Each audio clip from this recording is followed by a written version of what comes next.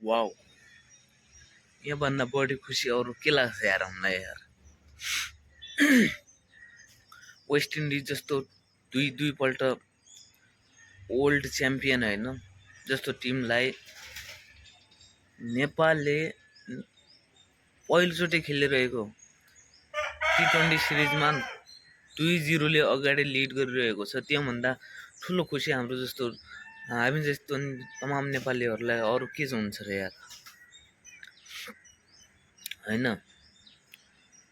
जुन जितको लागि आजको दोस्रो गेमको लागि जुन ओपनरले त्यति खासै राम्रो गर्न सकेन,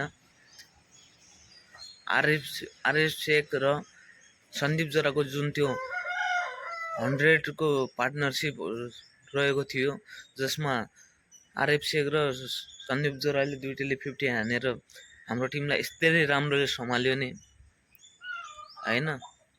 यस्तो राम्रो फिनिसिङ गरिदियो नि, वाउ यार। जे होस्, हाम्रो टिममा एकदम परिवर्तन भएको छ क्या पहिलोभन्दा। ब्याटिङ गर्ने शैली, बलिङ गर्ने शैली, अनि त्योभन्दा राम्रो कुरा त हाम्रा कप्तान रोहित कुमार पौडेलले बलरहरूलाई एकदम राम्रोसँग खेलाइरहेका छन् कि एकदम राम्रोसँग। अति दामी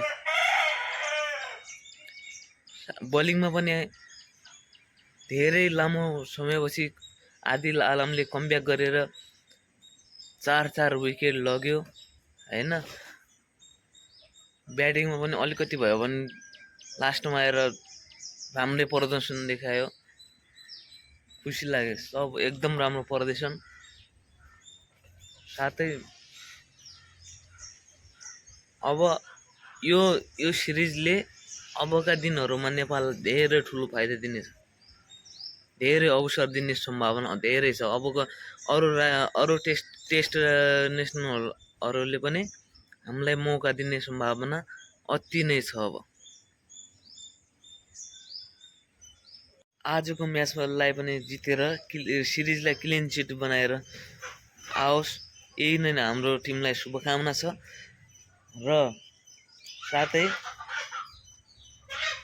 अब आउँदै गरेको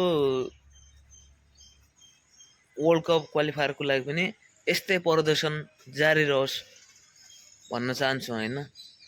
अनि तेस्रो पल्ट हामी पनि विश्वकपमा यसपालि 100% जान्छ होला। आजको म्याच पनि नेपालले जितेर सिरिजलाई क्लिन चिट गरोस्, अग्रिम शुभकामना छ।